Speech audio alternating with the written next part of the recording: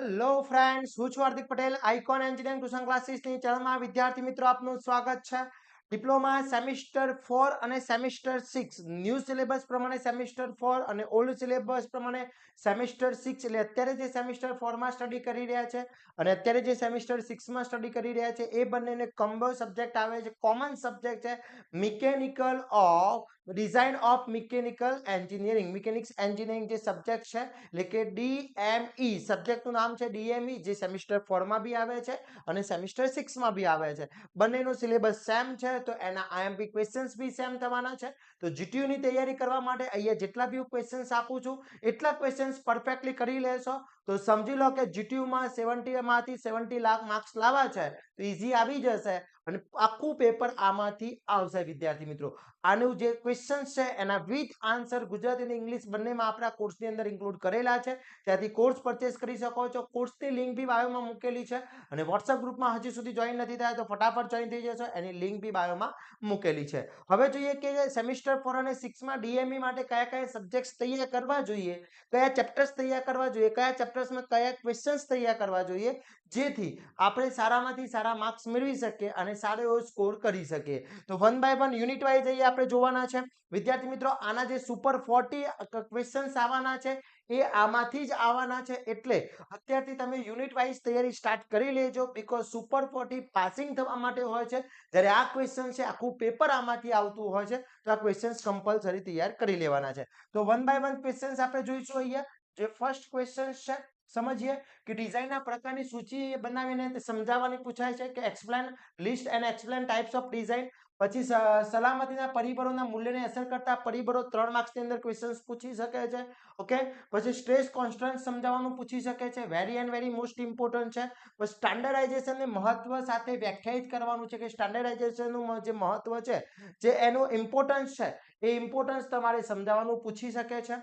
પછી શાફ્ટની લઘુત્તમ speed 224 RPM અને મહત્તમ સ્પીડ 710 આરપીએમ શાફ્ટની 6 સ્પીડ શોધવાની છે. અલગ અલગ 6 સ્પીડ એની શોધવાની છે. 2 સ્પીડો આપેલી છે. એક્ઝામ્પલમાં એટલું યાદ રાખજો વિદ્યાર્થી મિત્રો કે અલગ અલગ ક્વેશ્ચન્સ આવી શકે છે એટલે મેથડ એ હશે પણ અંદરના ડેટા ચેન્જીસ થતા હશે. એના પછી 12 mm જાડી પ્લેટના પંચ કરી શકાય તેવા છિદ્રનું સૌથી નાનું કદ નક્કી કરી તેની અંતિમ શીયર મજબૂતાઈ 300 ન્યૂટન પર મીટર સ્ક્વેર છે અને પંચ માટે કોમ્પ્રેસિવ સ્ટ્રેન્થ 900 ન્યૂટન પર mm સ્ક્વેર છે. તો એ ખાસ ક્વેશ્ચન્સ પૂછી શકે છે 4 માર્ક્સની અંદર. પછી 40 mm નો સૌથી નાનો વ્યાસ અને 128 mm ની સૌથી મોટો વ્યાસ ધરાવતી 6 ગોળાકાર પટ્ટીના પ્રમાણિતભૂત કદ નક્કી કરવાનું પૂછી શકે છે. Very and very most important questions છે. પછી ગોળાકાર સ્ટીલની પાઇપનો બહારનો વ્યાસ આપી દીધો છે, 60 mm આપ્યો છે, 3 mm હોય જ્યારે 3 mm છે. પાઇપ માટેની માન્ય તણાવ જે આપ્યો છે એટલે કે સ્ટ્રેસ આપ્યો છે, ટેન્સાઇલ સ્ટ્રેસ આપ્યો છે એ છે 60 ન્યૂટન પર mm સ્ક્વેર. તો પાઇપ માટે માન્ય અક્ષીય લોડ નક્કી કરવાનો પૂછી શકે છે. યુનિટ નંબર 1 માં આ બધા જ ક્વેશ્ચન વેરી ઇમ્પોર્ટન્ટ છે. પછી મશીન તત્વની ડિઝાઇનને અસર કરતા પરિબળો કયા કયા છે એ સમજાવવાનું પૂછી શકે છે.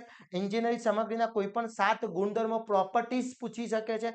Very and very most important છે. પછી પ્રોફિટ નંબર શું છે અને પસંદગીની સંખ્યા, ફાયદા અને ગેરફાયદા પૂછી શકે છે. અને 10 mm ની સૌથી નાનો વ્યાસ અને 32 mm નો સૌથી મોટો વ્યાસ ધરાવતા 6 રાઉન્ડ બારનું પ્રમાણભૂત કદ નક્કી કરી દરેક રોડ બારનો વિભાગ મોડ્યુલ્સ પણ નક્કી કરવાનું પૂછી શકે છે.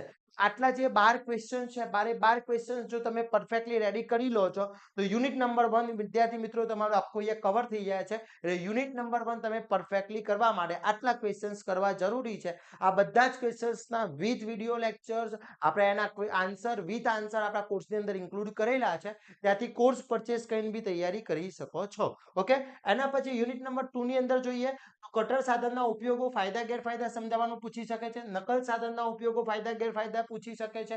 ઓકે, પછી નકલ જોઈન્ટ અને કટર જોઈન્ટની સરખામણી, બંનેનો ડિફરન્સ મોસ્ટ આઈએમપી છે, ઘણી બધી એક્ઝામમાં પૂછાયેલો છે. સુગર કેસ સાથે રિવર્ટ જોઈન્ટની નિષ્ફળતા સમજાવો, રિવર્ટ જોઈન્ટને ઉપયોગો જણાવવાનું પૂછી શકે છે. પછી ચેન રિવર્ટ અને ડબલ રિવર્ટ ટેપની વાત કરેલી છે. લેપ જોઈન્ટનો સુધાર સ્કેચ દોરવાનું પૂછી શકે છે. એના પછી વાત કરીએ વિદ્યાર્થી મિત્રો તો રિવેટના સાધાના પ્રકાર કયા કયા છે, કયા કયા સાધાના પ્રકાર છે સમજાવવાનું પૂછી શકે છે. રિવર્ટ જોઈન્ટમાં વપરાતી પરિભાષાઓ સમજાવવાની છે કે એની જે ટર્મોલોજીસ યુઝ છે એ રિવર્ટ જોઈન્ટમાં કઈ કઈ છે. પછી એનો એક એક્ઝામ્પલ છે કે 15 mm વ્યાસની રિવર્ટનો ઉપયોગ કરી 12 mm જાડીના બે પ્લેટની સિંગલ રિવર્ટ લેપ જોઈન્ટ સાથે જોડવામાં આવે તો જો રિવર્ટની પીચ 50 mm હોય તો સાંધાની મજબૂતાઈ નક્કી કરો અને આ બધા ડેટા જે આપેલા છે તાઉ છે એ બધા અહીંયા ડેટા કન્સિડર કરવાના છે. આ એક્ઝામ્પલની અંદર ડેટા ચેન્જ થઈ શકે છે એટલે આ ટાઈપના પ્રેક્ટિસ કરી લેજો વિદ્યાર્થી મિત્રો. ઓકે, એના પછી અહીંયા ડિઝાઇન નક્કી કરવાનું પૂછી શકે છે કે બંને દિશામાં 75 mm ટ્રે અક્ષીય ભારને આધારે બે સમાન જરીને જોડવામાં સ્પિક ગેટ અને સોકેટ પ્રકારનું કટર જોઈન્ટ ડિઝાઇન કરો એ માટેનો ડેટા આપેલો છે. ઓકે, એથી નક્કી કરવાનું છે. પછી સિંગલ રિવેટ લેપ જોઈન્ટની પ્લેટ અસરની જાડાઈ 16 mm હોય અને એનું ફ્યુમિલનો ઉપયોગ કરી રિવેટનો વ્યાસ નક્કી કરવાનો છે અને સાંધાની પીચ પણ શોધવાની છે અને ડેટા જે આપેલો છે એ ડેટા તમારે કન્સિડર કરવાનો છે. તો એક્ઝામ્પલ બેટા 7-7 માર્ક્સની અંદર પૂછાતા હોય છે. ઘણા બધા વિદ્યાર્થી મિત્રોનો ક્વેશ્ચન હોય છે કે સર એકલા એક્ઝામ્પલ કરીએ તો ચાલે? ના, એક્ઝામ્પલ બી કરવા પડશે ને થિયરી બી કરવી પડશે, બંને ખાસ કરવાની છે. પછી અહીંયા સ્ટ્રેચરની સસ્પેન્સ લીક મહત્તમ આપેલી છે 300 kN લોડ અને અધિક અને જો બાહ્ય લીકની જાડાઈ 15 mm હોય અને નીચેના પરિણામો નક્કી કરવાના છે. કયા લીકની પહોળાઈ, નકલ પિનનો વ્યાસ નક્કી કરવાનો છે, ડેટા આટલો આપેલો છે, એના યુઝ કરીને એના ગણતરી કરવાની છે. એ જ પ્રમાણે અહીંયા કટર જોઈન્ટનું મહત્તમ 45 kN લોડ આધીન અને સંયુક્ત ભાગો છે એ 30 CBA8 છે થી બનેલો છે. જો જેના માટે સલામતી તણાવનું શીયર છે એ 40 MPa છે એટલે કે 40 મેગાપાસ્કલ છે. ઓકે, અને 60 મેગાપાસ્કલ તણાવમાંથી ક્રોસિંગમાં 120 મેગા એમપી સાથે નીચે આપેલા પરિણામો નક્કી કરવાના છે. કયા સ્પીડ ગેટ વ્યાસ નક્કી કરવાનો છે, કોલર વ્યાસ નક્કી કરવાનો છે, કોલ જોડાઈ નક્કી કરવાની છે, આટલા ડેટા નક્કી કરવાનો છે. તો ક્વેશ્ચન નંબર 2 માં બી આટલા ક્વેશ્ચન્સ રેડી કરી લો છો તો આખો યુનિટ નંબર 2 તમારું પરફેક્ટલી રેડી થઈ જશે. તો આની અંદર એક્ઝામ્પલ બી છે એ ખાસ કરવાના છે વિદ્યાર્થી મિત્રો. ઓકે, એના પછી વાત કરીએ યુનિટ નંબર 3 માં શું શું રેડી તૈયાર કરવાનું છે. તો ઓટોમોબાઈલ્સમાં વપરાતી લિફ્ટ સ્પ્રિંગ સામગ્રી અને લિફ્ટ સ્પ્રિંગના ઉપયોગો જણાવવાના પૂછી શકે છે. લીવર માટે સંપૂર્ણ ડિઝાઇનની પ્રક્રિયા આખી જે પ્રક્રિયા છે પ્રોસેસ છે સમજી શકે છે. પછી અહીંયા જેટલા બી તમારે એક્ઝામ્પલ આપ્યા છે બધા એક્ઝામ્પલ ખાસ કરી લેજો. જેટલા બી એક્ઝામ્પલ ટાઈપ છે બધા એક્ઝામ્પલના ટાઈપ્સ અલગ અલગ મેં મૂકેલા છે. એ ટાઈપમાંથી જ તમારા એક્ઝામ્પલ આવશે. આ ટાઈપના જ એક્ઝામ્પલ આવશે. આમાં ડેટા ચેન્જ થઈ શકે છે. આનો સ્ક્રીનશોટ લેવો હોય તો બી લઈ શકો છો વિદ્યાર્થી મિત્રો. તો આ બધા જ ડેટા આપેલા છે ડેટા ખાસ કરથી યુઝ કરી અને એના એક્ઝામ્પલ કરી લેવાના છે અને આ એક્ઝામ્પલના આના જેવા બીજા એક્ઝામ્પલ ખાસ કરવાના છે વિદ્યાર્થી મિત્રો. ઓકે, તો યુનિટ નંબર 3 માં આટલા એક્ઝામ્પલ વધારે એક્ઝામ્પલ છે. યુનિટ નંબર 3 ના એક્ઝામ્પલ વધારે છે તો એક્ઝામ્પલ ઉપર થોડો લોડ વધારે આપવો પડશે વિદ્યાર્થી મિત્રો. ઓકે, એના પછી યુનિટ નંબર 4 ની અંદર વાત કરીએ તો સારા ક્લિપ્સની જરૂરિયાતો શું છે, શાર્પ એક્સેલ અને સ્પ્લિન્ડર વચ્ચેનો તફાવત પૂછી શકે છે. પછી ટેન્સાઇલ સ્પ્રિંગ માટેની નીચેની વ્યાખ્યાયિત સોલિડ લેન્થ છે, સ્પ્રિંગ લેન્થ છે, સ્પ્રિંગ ઇન્ડેક્સ છે, આ બધી વ્યાખ્યાઓ પૂછી શકે છે. સ્પ્રિંગની વ્યાખ્યા સાથે સ્પ્રિંગના મહત્વ કાર્યો કયા કયા છે સમજાવવાનું પૂછી શકે છે. પછી સંક્ષિપ્તમાં સમજૂતી સાથે સ્પ્રિંગના યાદી એટલે કે એની લિસ્ટ યાદ કરાવવાની કઈ કઈ ટાઈપની સ્પ્રિંગ યુઝ થતી હોય છે એ સમજાવવાનું છે. પછી સ્ક્રેચ સાથે પ્રતિરોધક વિસ્તાર બતાવતી કીની નિષ્ફળતા સમજાવવાની છે એટલે કે એ તમારે explain future key of showing resisting area with sketch પૂછી શકે છે. પછી વ્યાખ્યાઓ વિવિધ પ્રકારની ક્લિપિંગને વર્ગીકરણ કરો, સ્લીવ અથવા મફ ક્લિપિંગનું સુઘડ સ્કેચ દોરવાનું પૂછી શકે છે. એના ડ્રોઈંગ પૂછી શકે છે. ખાસ કરી લેજો. વિવિધ પ્રકારના શાફ્ટની વર્ગીકરણ કયા કયા ટાઈપના અલગ અલગ ટાઈપના શાફ્ટ હોય છે. પછી એનો સ્કેચ દોરવાનો છે, સાથે કેલિબ્રેશન ક્લિપિંગ સમજાવવાનું છે, ક્લિપિંગ ખાસ સમજાવવાનું પૂછી શકે છે. પછી કીઓ કઈ કઈ છે ટૂંકમાં એની કીઓની વર્ગીકરણ કરવાનું છે અને એના જે એક્ઝામ્પલ છે આ ટાઈપના એક્ઝામ્પલ તમને પૂછી શકે છે. આ બધા જ એક્ઝામ્પલ એકવાર પ્રેક્ટિસ ખાસ કરી લેજો બેટા, કારણ કે એક્ઝામ્પલ તમને 7 માર્ક્સની અંદર મોસ્ટલી 7 માર્ક્સની અંદર એક્ઝામ્પલ પૂછાશે. તો આ બધા જે એક્ઝામ્પલ છે ખાસ એક્ઝામ્પલના રીતો કરી લેવાની છે કારણ કે એક્ઝામ્પલ એ મહત્વના છે. 7 માર્ક્સનો ક્વેશ્ચન હોય છે એમાં પૂછાતા હોય છે તો ખાસ કરી લેજો. એના પછી વાત કરવામાં આવે તરંગ લોડની વ્યાખ્યાયિત કરો અને તરંગ લોડની અધિદ્ય મશીન ઘટકોના ઓછામાં ઓછા 4 અને નામ આપવાના પૂછી શકે છે યુનિટ નંબર 5 ની અંદર. પછી નીચેના આડછેદ માટે સુઘડ સ્કેચ રેખાંકિત સાથે વિવિધ મોડ્યુલ્સ લંબચોરસ આડછેદ, વર્તુળ છેદ વગેરે હોલ આડછેદ સાથે સમજાવવાનું પૂછી શકે છે. Okay, clear?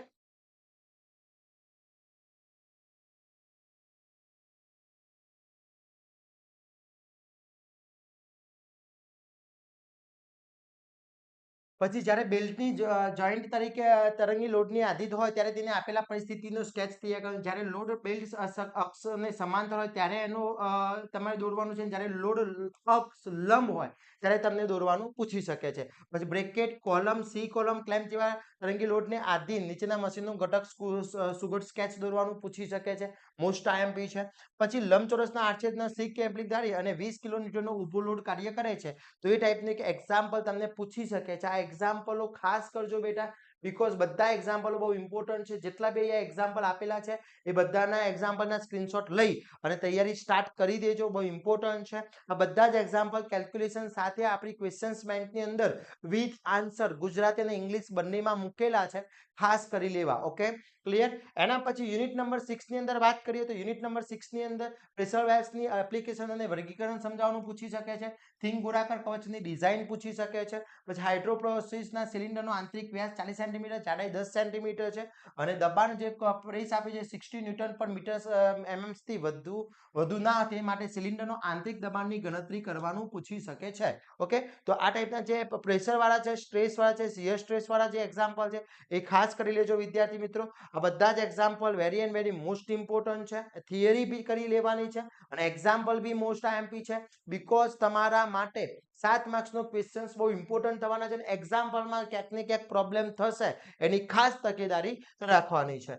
એના પછી વાત કરવામાં આવે તો બેરિંગના વર્ગીકરણ કઈ કઈ છે. બેરિંગના મટીરિયલ્સના મહત્વના ગુણધર્મો, જે બેરિંગમાં યુઝ કરવા માટે જે મટીરિયલ યુઝ થાય છે એ મટીરિયલના પ્રોપર્ટીઝ ખાસ તૈયાર કરવાની છે. પછી અહીંયા લાઈફ, રેક્ટિંગ લાઈફ, પછી સરેરાશ જીવન છે, ગતિશીલ ક્ષમતા છે, એવરેજ લાઈફ છે, ડાયનેમિક કેપેસિટી છે, આ બધી જ વસ્તુ સમજાવવાની છે.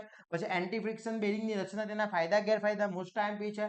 જનરલ બેરિંગ અને રોલિંગ કનેક્ટિંગ બેરિંગની સરખામણી મોસ્ટ ઇમ્પોર્ટન્ટ છે અને બે એક્ઝામ્પલ છે. આ બંને એક્ઝામ્પલ ખાસ કરી લેવાના છે. તો વિદ્યાર્થી મિત્રો આટલું પરફેક્ટલી કરી લો છો અને આ જેટલા બી ક્વેશ્ચન્સ મેં અહીંયા પ્રોવાઈડ કર્યા છે બધા જ ક્વેશ્ચન્સ પરફેક્ટલી કરીને જશો ને તો આખું પેપર આમાંથી ડિઝાઇન થયેલું હશે વિદ્યાર્થી મિત્રો. તો ડીએમઈ માટે આટલું ક્વેશ્ચન્સ બહુ ઇનફ છે. ખાસ કરી લેજો અને બાકીના જે સબ્જેક્ટની આઈએમપી છે એ બી હું ટૂંક સમયમાં તમને પ્રોવાઈડ કરી દઈશ. અહીંયા ત્યાંથી તૈયારી સ્ટાર્ટ કરી લેવાની છે. સુપર 40 ની રાહ ના જોતા, બીકોઝ સુપર 40 આમાંથી જ આવતું હોય છે.